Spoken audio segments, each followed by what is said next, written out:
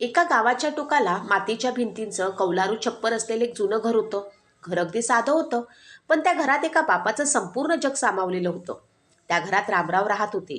वयाची साठी कधीच पार केली होती. केस पांढरे झाले होते. चेहऱ्यावरती सुरकुत्यांचं जाळं पसरलं होतं. हातावरती कष्टाच्या असंख्य खुणा होत्या आणि पायाच्या तळव्यांवरती वर्षानुवर्षाच्या मेहनतीने कातळी घट्ट झाली होती. पण त्या म्हाताऱ्या शरीरात अजूनही एक गोष्ट तितकीच जिवंत होती, आपल्या मुलासाठीचं प्रेम. रामरावांची पत्नी सुशीला राहुल अगदी लहान असताना जगातून निघून गेली होती. राहुल तेव्हा फक्त 6 वर्षांचा होता. आई म्हणजे काय, आईच्या पदराची ऊब म्हणजे काय, हे त्याला फारसं कळायचंही वय नव्हतं. त्या दिवशी गावातल्या स्मशानभूमीत पत्नीच्या चितेसमोर उभा असताना रामरावांच्या डोळ्यासमोर फक्त एकच चेहरा होता, राहुलचा. छोटासा राहुल त्यांचा हात घट्ट पकडून रडत होता. बाबा, आई कुठे गेली, त्यानं निरागसपणे विचारलं होतं. त्या प्रश्नाचं उत्तर रामरावांकडे नव्हतं. त्यांनी मुलाला छातीशी धरलं आणि फक्त एवढंच म्हणाले, आई देवाघरी गेली रे बाळा, आता तुझा बाबा आहे ना तुझ्यासाठी. त्या एका वाक्यात रामरावांनी स्वतःच्या आयुष्याचा निर्णय घेतला होता. त्या दिवसापासून त्यांनी स्वतःसाठी जगणं बंद केलं आणि राहुलसाठी जगायला सुरुवात केली. सकाळी सूर्य उगवण्याआधी उठायचं, शेतमजुरीला जायचं, दिवसभर उन्हात घाम गाळायचा, संध्याकाळी घरी येऊन राहुलसाठी भाकरी करायची, त्याला अभ्यासाला बसवायचं आणि रात्री तो झोपेपर्यंत त्याच्या शेजारी बसून राहायचं. कधी घरात भाजी नसायची, कधी पीठ कमी पडायचं, कधी घरात चूल पेटवण्यासाठी लाकूडही नसायचं. पण राहुलच्या शिक्षणासाठी रामरावांनी कधीच कमतरता पडू दिली नाही. राहुलच्या शाळेची फी भरण्यासाठी त्यांनी स्वतःचे नवीन कपडे घेणंही बंद केलं. पावसाळ्यात छत्री फुटली तरी ते तीच छत्री शिवून वापरत असत. चप्पल तुटली तर दोरी बांधून पुन्हा चालत. पण राहुलच्या पायात नवीन बूट असायलाच हवे, असं त्यांचं ठाम मत होतं. गावातल्या लोकांना कधी कधी आश्चर्य वाटायचं. अरे रामराव, स्वतःसाठी थोडं जग, एवढं काय मुलासाठी जीव तोडतोस. कोणी विचारलं की रामराव हसून म्हणायचे, माझं काय आहे, माझं आयुष्य तर जगून झालं, पण या मुलाचं आयुष्य अजून बाकी आहे. त्यानं माझ्यासारखं आयुष्य, कष्टाचं आयुष्य कधीच जगू नये, एवढी इच्छा आहे. राहुल लहानपणापासून हुशार होता. त्याला अभ्यासाची आवड होती. तो वर्गात नेहमी पहिला यायचा. प्रत्येक वेळी निकाल लागला की तो धावत घरी यायचा आणि हातातलं मार्कशीट बाबांसमोर धरायचा. बाबा बघा, पुन्हा पहिला आलो. रामरावांच्या चेहऱ्यावरती त्यावेळी येणारा आनंद पाहण्यासारखा असायचा. ते मार्कशीट हातात घ्यायचे. अक्षर नीट वाचता येत नसली तरी मुलाच्या चेहऱ्याकडे पाहून म्हणायचे, मला माहीत होतं माझा राहुल अगदी मोठा माणूस होणार. राहुल त्यावेळी हसायचा. बाबांच्या मांडीवर डोकं ठेवून म्हणायचा, मी मोठा झाल्यावर तुम्हाला काम करू देणार नाही. रामराव त्याच्या केसावरनं हात फिरवत म्हणायचे, मला कामाची भीती नाही रे, तू फक्त चांगला माणूस हो. राहुल म्हणायचा, मी मोठा अधिकारी होईन बाबा, मग तुम्हाला मोठ्या शहरात घेऊन जाईन, मोठ्या घरात ठेवीन, तुमच्यासाठी आरामाची खुर्ची घेईन. रामराव हसायचे, मला मोठं घर नको रे, तुझ्याजवळ एक छोटीशी जागा मिळाली तरी पुरे. त्या काळात राहुलच्या प्रत्येक शब्दावर रामरावांचा विश्वास होता. त्यांना वाटायचं, मुलगा मोठा झाला की खरंच आपल्याला विसरणार नाही. पण आयुष्य कधी कधी माणसाला अशा वळणावर आणून उभं करतं जिथे माणूस आपल्या मूळ रस्त्यालाच विसरतो. राहुल मोठा होत गेला. 12वी झाली. त्याला शहरातल्या कॉलेजमध्ये इंजिनिअरिंगला प्रवेश मिळाला. फी मोठी होती. रामरावांसाठी ती रक्कम डोंगरा एवढी होती. त्यांनी गावातल्या सावकाराकडनं कर्ज घेतलं. शेतात जास्त काम केलं. दिवसा शेतमजुरी, रात्री एका गोदामात पोती उचलण्याचं काम करू लागले. हातांना फोड आले, कंबर दुखू लागली, पण राहुलला कधी काही कळू दिलं नाही. फोनवर राहुल विचारायचा, बाबा पैसे पाठवले का? रामराव म्हणायचे, हो रे, पाठवले बेटा. राहुलला काय माहिती, ते पैसे पाठवताना त्याच्या बाबांनी त्या आठवड्यात 2 वेळा उपाशी झोप घेतली होती. एकदा राहुल कॉलेजमध्ये असताना त्याला ताप आला. फोनवर त्याचा आवाज ऐकून रामराव घाबरले. त्यांनी गावातून शहरात जाण्यासाठी रात्रीची बस पकडली. जवळ पैसे नव्हते, तरी त्यांनी गावातील एका माणसाकडनं उधार घेतले. सकाळी शहरात पोचल्यावरती राहुलला भेटले. हातात घरचं तूप, भाजलेले हरभरे आणि स्वतः केलेला चिवडा होता. राहुलच्या मित्रांनी विचारलं, हे कोण? राहुल क्षणभर थांबला. माझे गावाकडचे नातेवाईक आहेत, तो म्हणाला. रामरावांनी ते ऐकलं.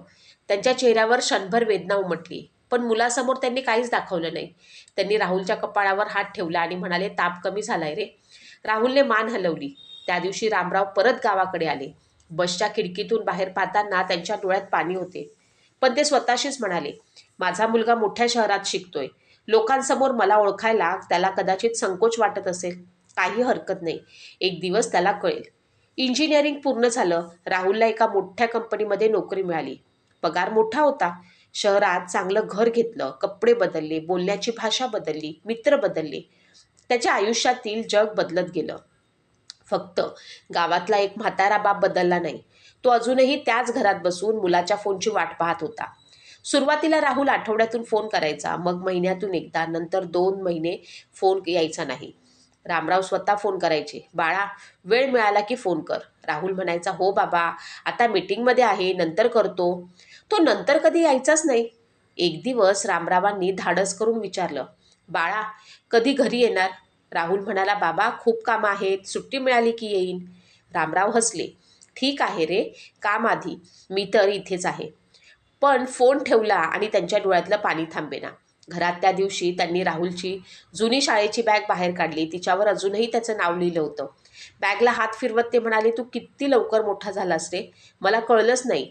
दिवस गेले, वर्ष गेली. राहुल आता कंपनीत मोठ्या पदावर पोचला.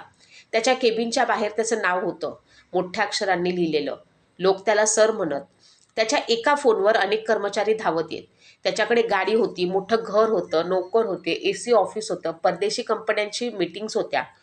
पण त्या सगळ्या वैभवात त्याच्याकडे एक गोष्ट नव्हती, बाबांसाठी वेळ. गावात रामराव मात्र दिवस मोजत होते. एके दिवशी गावातल्या पोस्टमनने त्यांना राहुलच्या कंपनीचा पत्ता दिला. राहुलने फार पूर्वी पाठवलेल्या एका जुन्या पत्रावर तो पत्ता होता. रामरावांनी ते पत्र अनेकदा वाचलं. त्यांना अचानक वाटलं, मी शहरात जाऊन त्याला भेटतो. फोनवर आवाज ऐकून काय उपयोग? डोळे भरून मुलाला पाहावं. त्यांनी एका जुन्या कापडी पिशवीत 2 जोड कपडे ठेवले. घरच्या चुलीवर भाजलेली भाकरी, ठेचा, शेंगदाण्याची चटणी आणि राहुलला लहानपणापासून आवडणारा गूळ तुपाचा लाडू डब्यात भरला. घर बंद करताना त्यांनी अंगणाकडे पाहिलं. भिंतीवरती राहुलचा लहानपणीचा फोटो होता. त्यांनी फोटोसमोर हात जोडले. बाळा, येतोय रे तुला भेटायला. पहाटेची बस पकडून ते शहराकडे निघाले. बसमध्ये त्यांना जागा मिळाली नाही. ते बराच वेळ उभे राहिले. नंतर एका मुलाने त्यांना जागा दिली. रामरावांनी त्याच्या डोक्यावरनं हात फिरवला. देव तुला सुखी ठेव. शहर जवळ येत गेलं तसं त्यांना उत्सुकता वाढली. माझा राहुल आता किती मोठा झाला असेल?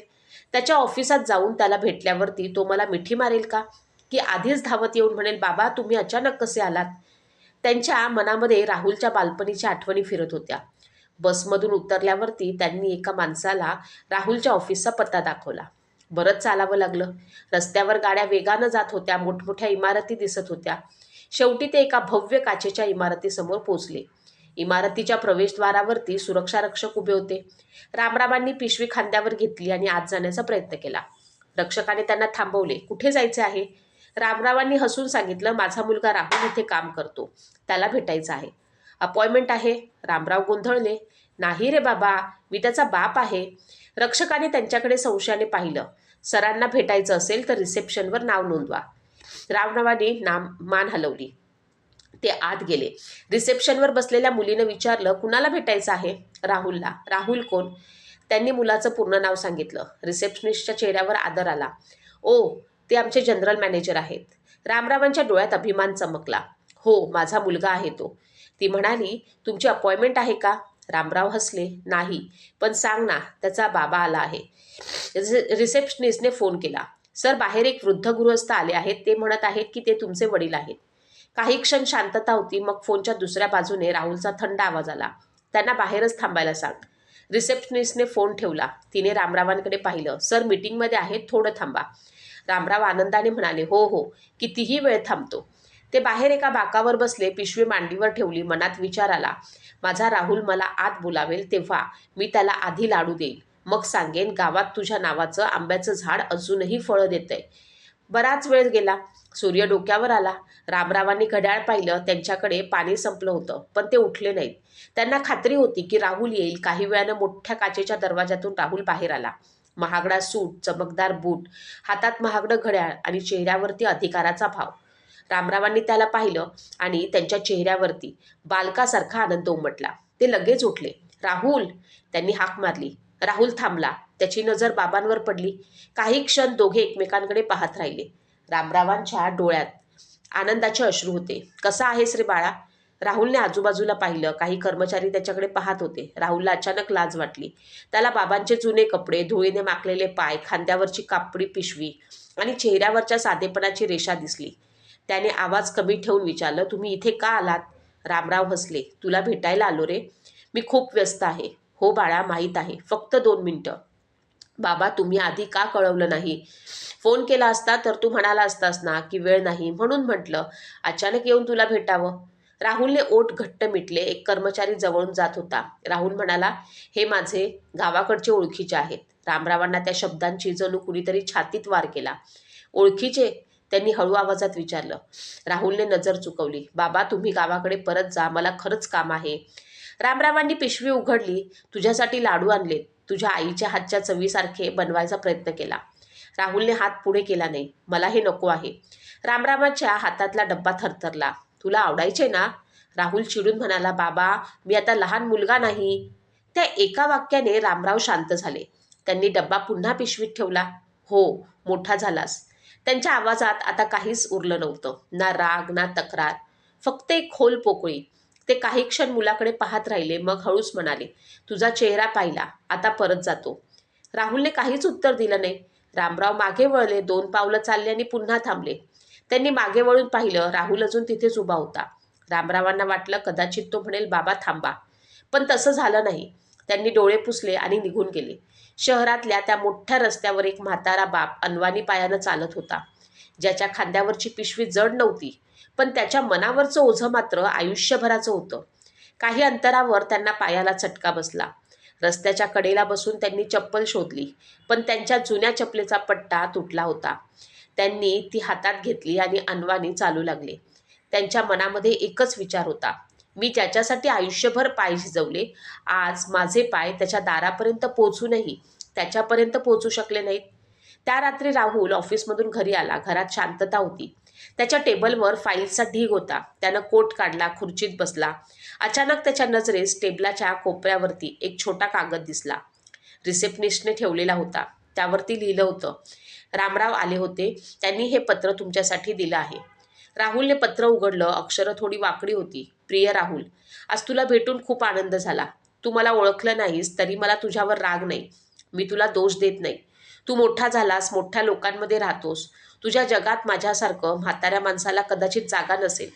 पण मला तुझ्याकडनं काहीही नको आहे. मला तुझी श्रीमंती नको, तुझी गाडी नको, तुझा बंगला नको, तुझ्या पैशांची गरज नाही. मला फक्त माझा मुलगा हवा आहे, म्हणून आलो होतो. तुझ्या बालपणी तू मला एकदा विचारलं होतंस, बाबा, मी मोठा झाल्यावर तुम्हाला कुठे ठेवणार? मी तेव्हा म्हटलं होतं, मला तुझ्या जवळ ठेव. आज वाटलं कदाचित तू हे विसरला असशील, पण मी विसरलो नाही. डब्यात तुझ्या आवडीचे लाडू आहेत. तू खाल्लेस तर मला आनंद होईल. नाही खाल्लेस तरी चालेल. फक्त स्वतःची काळजी घे. तुझा बाप. पत्र वाचताना राहुलच्या हातांनी कंप सुटला. त्याने डोळे बंद केले आणि अचानक त्याला बालपणाचा एक प्रसंग आठवला. गावातल्या घराच्या अंगणामध्ये एक जुना लाकडी झुला होता. त्या झुल्यावर राहुल रोज बाबांच्या मांडीवर बसायचा. रामराव त्याला हळूवार झुलवत म्हणायचे, माझा मुलगा मोठा होणार, खूप मोठा होणार. राहुल हसायचा, किती मोठा? आकाशा एवढा. मग तुम्ही? मी तुझ्या सावलीसारखा. एकदा राहुल झुल्यावर पडला होता. त्याच्या गुडघ्याला जखम झाली. तो जोरजोरात रडत होता. रामरावांनी स्वतःच्या अंगावरचा शर्ट फाडून त्याच्या जखमेवर पट्टी बांधली होती. बाबा, दुखतंय, माझ्या बाळाला दुखतंय. त्यांनी त्याला उचलून घेतलं होतं. तू रडू नकोस, तुझं दुखणं माझं. राहुलच्या डोळ्यासमोर तो झुला पुन्हा आला. त्याला आठवलं, त्या झुल्याला ढकलताना बाबांच्या हातावर किती घट्ट घट्ट शिरा दिसायच्या. त्या हातांनी त्याला पुस्तकं विकत घेतली होती. त्या हातांनी त्याच्यासाठी भाकरी भाजली होती. त्या हातांनी त्याचे अश्रू पुसले होते. आणि आज त्याच हातांनी आणलेला लाडू त्यानं स्वीकारला नव्हता.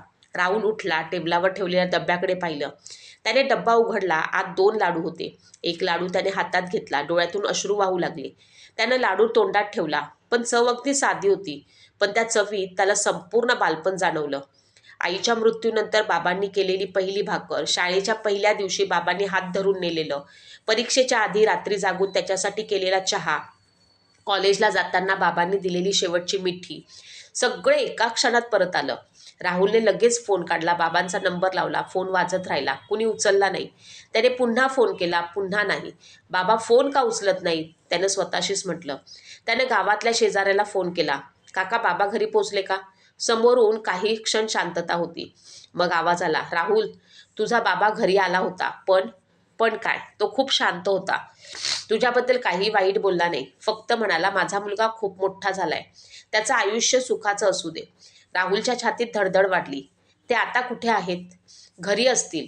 राहुलने लगेच गाडी काढली. शहराच्या दिव्यांनी मागे सरकत असताना त्याच्या डोळ्यासमोर फक्त एकच चेहरा होता, त्याच्या बाबांचा. तो गाडी वेगाने चालवत होता. प्रत्येक मिनिटं त्याला जड वाटत होते.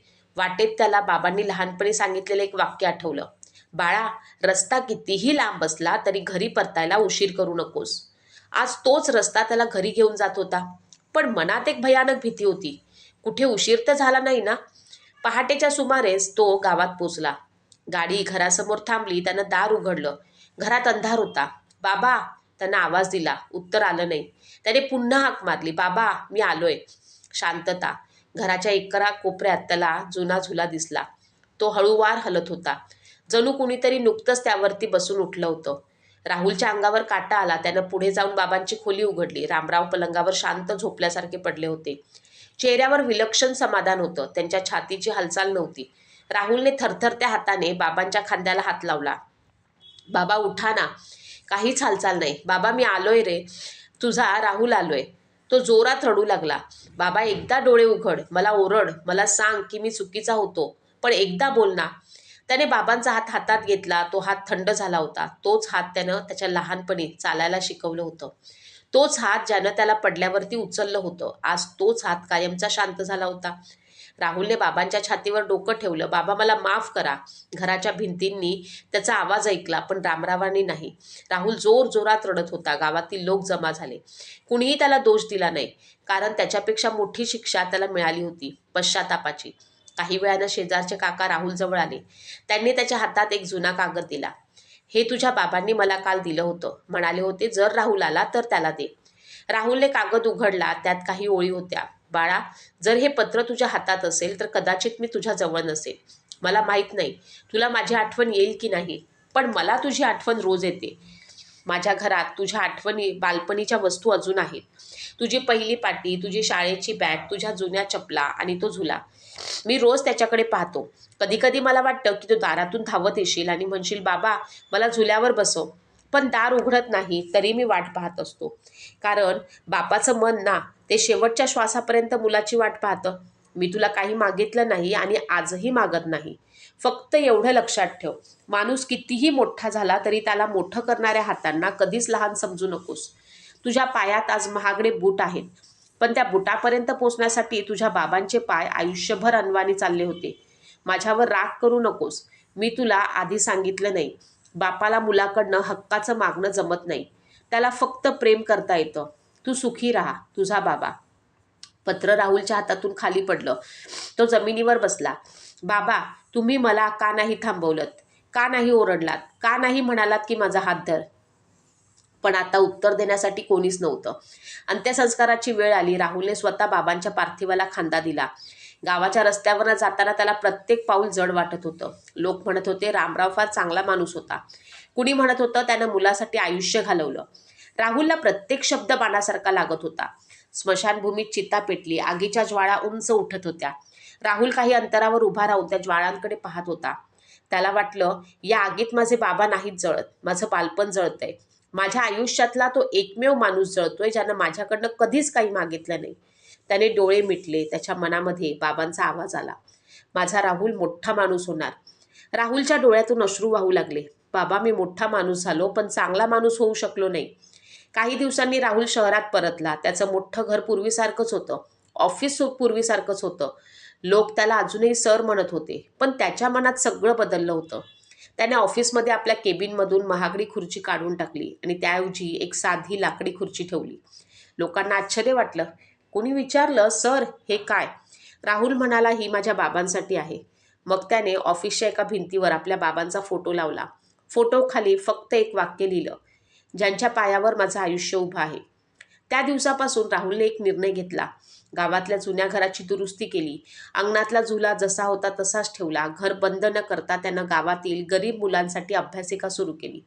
प्रत्येक मुलाच्या फीची जबाबदारी घेतली. कुणी त्याला विचारलं, तुम्ही हे का करता?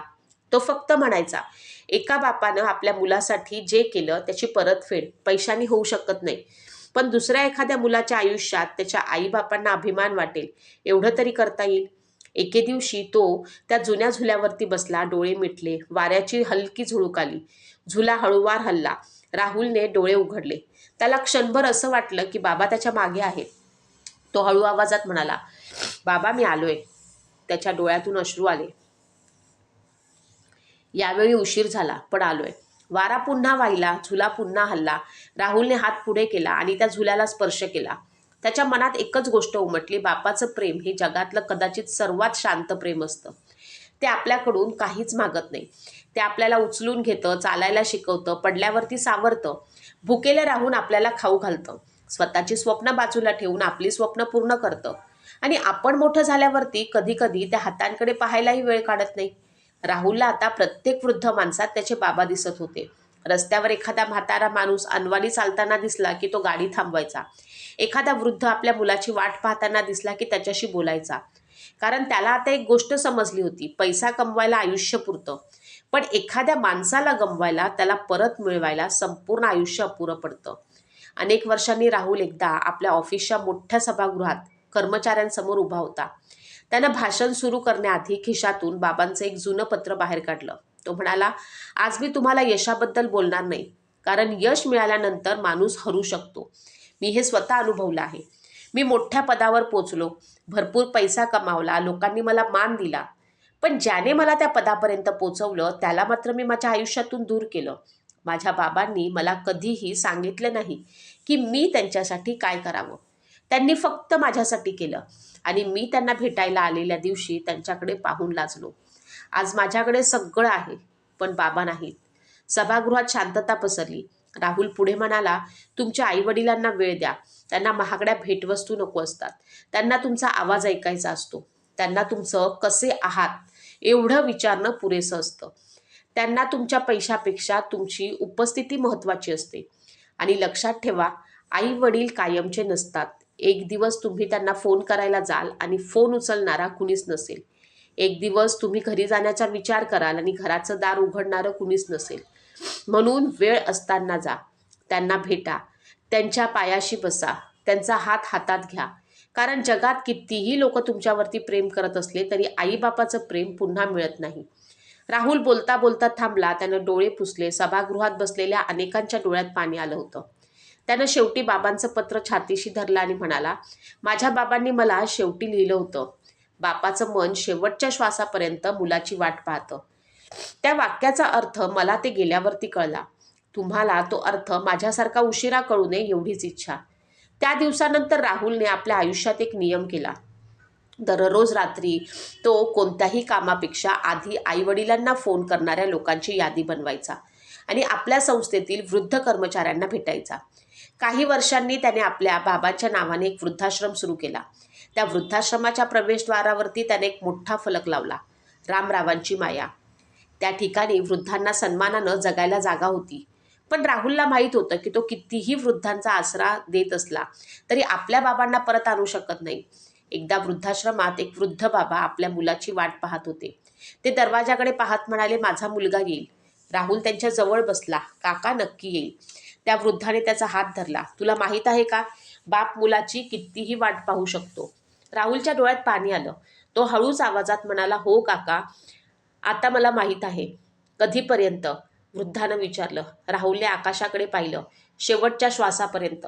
त्या क्षणी त्याच्या मनात पुन्हा बाबांचा चेहरा आला. त्या रात्री तो आपल्या गावाकडच्या घरात गेला. अंगणात बसला. आकाशात असंख्य तारे चमकत होते. झुल्याला हात लावत तो म्हणाला, बाबा तुम्ही म्हणायचात ना माझा राहुल आकाशा एवढा मोठा होईल.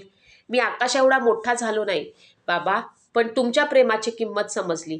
तुम्ही असतात तर माझ्या डोक्यावर हात ठेवला असता. मी तुमच्या पायाशी बसलो असतो. तुमच्याकडे काही मागितलं नसतं. फक्त एकदा म्हणालो असतो, बाबा तुम्ही माझ्यासाठी जे केलं त्यासाठी धन्यवाद. त्याच्या डोळ्यातून अश्रू गळत होते. अचानक झुला हळूवार हल्ला. राहुलने डोळे मिटले. त्याला जणू बाबांचा आवाज ऐकू आला, बाळा, बाप मुलाला कधी माफ करतो का विचारत नाही. बाप तर आधीपासूनच माफ करून बसलेला असतो. राहुलने डोळे उघडले. समोर कोणीच नव्हतं. फक्त झुला वाऱ्याने हलत होता. त्यानं त्या झुल्याला कपाळ लावलं आणि पहिल्यांदा त्याला जाणवलं, काही नाती शरीराने संपतात पण मनातून मात्र कधीच संपत नाहीत. बाप गेला होता पण त्याची माया अजूनही त्या घरात होती, त्या झुल्यात होती, त्या जुन्या भिंतींमध्ये होती, त्या पिशवीत ठेवलेल्या जुन्या कपड्यांमध्ये होती. आणि सर्वात महत्त्वाचं म्हणजे राहुलच्या हृदयात होती. मित्रांनो, ही फक्त राहुल आणि रामरावांची कथा नाही. ही त्या प्रत्येक आईवडिलांची कथा आहे जे आपल्या मुलांसाठी स्वतःचं आयुष्य खर्च करतात. मुलगा मोठा व्हावा म्हणून स्वतःची स्वप्न सोडतात. मुलगा सुखी राहावा म्हणून स्वतः दुःख सहन करतात. मुलाच्या चेहऱ्यावरती हास्य यावं म्हणून स्वतःचे अश्रू लपवतात. पण मुलं मोठी झाली की कधी कधी त्यांना वाटतं की आईबाप जुने झालेत, त्यांची भाषा जुनी आहे, त्यांचे कपडे जुने आहेत, त्यांचे विचार जुने आहेत. आणि त्या जुन्या माणसांमध्ये आपण विसरतो की आपलं संपूर्ण आयुष्य त्यांच्याच त्यागावरती उभं आहे. लक्षात ठेवा, घरातल्या वृद्ध आईचा आवाज त्रासदायक वाटण्याआधी एकदा विचार करा. तिनं तुमच्या बालपणीच्या किती रात्री तुमच्या रडण्यानं जागून काढल्या होत्या. वडिलांचा सल्ला जुनाट वाटण्याआधी आठवा. तुम्ही पहिल्यांदा पडलात तेव्हा तुम्हाला उठवण्यासाठी कोणाचा हात पुढे आला होता? त्यांच्या पायांना चप्पल नसताना त्यांनी तुमच्या पायात बूट घातले. त्यांच्या अंगावरती जुने कपडे असताना त्यांनी तुमच्यासाठी नवीन कपडे घेतले. त्यांना स्वतःला भूक असताना त्यांनी तुमच्यासाठी ताट वाढलं. त्यांनी तुमच्यासाठी आयुष्यभर वेळ दिला. आता तुमची पाळी आहे. त्यांना तुमचा वेळ द्या, त्यांना तुमचं प्रेम द्या, त्यांच्यासोबत 2 क्षण बसा. त्यांना विचारा, बाबा कसे आहात, किंवा आई आज काय खाल्लं. कदाचित त्यांना जगातली सर्वात मोठी भेट त्याच क्षणी मिळेल. कारण वृद्ध आईवडिलांना मुलांच्या पैशांची भूक नसते, त्यांना मुलाच्या उपस्थितीची भूक असते. त्यांना मोठ्या घराची गरज नसते, मुलाच्या हृदयात छोटीशी जागा पुरेशी असते. आणि एक दिवस जर तुम्हाला अचानक असं वाटलं की उद्या जाऊन भेटू, तर शक्य असेल तर आजच जा. कारण उद्या ही तारीख देवानं कुणालाच हमखास दिलेली नसते. रामरावांच्या बाबतीत राहुल उशिरा पोचला, त्यांना आयुष्यभरासाठी पैसा मिळवला होता, पण एका दिवसासाठीही बापाला परत मिळवू शकला नाही. म्हणून ही कथा इथे संपत नाही. ती तुमच्या माझ्या आयुष्यात पुढे चालू होते. तुमच्या घरात आई बाबा असतील तर त्यांना आज एक मिठी मारा. त्यांचे हात हातात घ्या, त्यांच्यासोबत थोडा वेळ बसा. त्यांना सांगा, तुम्ही माझ्यासाठी खूप काही केलं आहे. कदाचित ते हसून म्हणतील, अरे वेड्या, त्यात काय मोठं होतं. पण त्यांच्या डोळ्यातून वाहणारे अश्रू तुम्हाला सांगतील की त्या एका वाक्याची त्यांना कित्येक वर्षापासून वाट होती. आणि जर तुमचे आई बाबा या जगात नसतील तर त्यांच्या आठवणी जपा. त्यांच्या नावाचं एखादं चांगलं काम करा. एखाद्या गरजू वृद्धाला मदत करा. एखाद्या अनाथ मुलाच्या डोक्यावर हात ठेवा. कारण प्रेमाची खरी परतफेड त्या व्यक्तीला परत आणण्यात नसते, त्यानं आपल्याला दिलेलं प्रेम पुढे पोचवण्यात असते. रामरावांची प्राणज्योत मालवली, पण त्यांची माया मालवली नाही. ती राहुलच्या अश्रूंमध्ये जिवंत राहिली. ती त्या झुल्याच्या प्रत्येक हालचालीत जिवंत राहिली. ती त्या वृद्धाश्रमाच्या प्रत्येक भिंतीत जिवंत राहिली. आणि आजही तिथे एखादा बाप आपल्या मुलाची वाट पाहत बसला आहे. तिथे रामरावांची माया जिवंत आहे. म्हणून शेवटी फक्त एवढंच आहे की आई वडील हे ओझं नसतात, ते आपल्या आयुष्याची मुळं असतात. झाड कितीही उंच वाढलं तरी त्याने आपल्या मुळांना विसरायचं नसतं, आणि त्याची उंची आपल्याला वाचवू शकत नाही. पैसा, पद, प्रतिष्ठा, बंगला, गाडी, प्रसिद्धी हे सगळं पुन्हा मिळू शकतं, पण आईचा हात आणि वडिलांची सावली एकदा निघून गेली तर संपूर्ण जग दिलं तरी ती जागा भरता येत नाही. म्हणून ज्यांच्या घरात अजूनही आईचा आवाज आहे, वडिलांचा खोकला ऐकू येतो, सकाळी उठल्यावरती कुणीतरी बाळा उठ म्हणतं, रात्री उशिरा घरी आल्यावरती कुणीतरी दार उघडतं, त्यांनी स्वतःला श्रीमंत समजावं.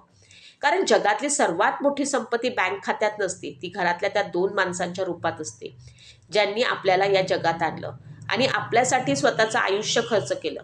आणि जर आजही तुमच्या घरात तो जुना झुला असेल तर एकदा त्याला हात लावा. कदाचित त्या झुल्यावरती तुमचं बालपण अजूनही बसलेलं असेल आणि कुठेतरी तुमचा बाप अजूनही तुम्हाला हळूवार झुलवत असेल. माझा मुलगा खूप मोठा होईल, पण सगळ्यात आधी तो एक चांगला माणूस होईल. रामरावांना आपल्या मुलाचं मोठं व्हावं असं वाटत होतं.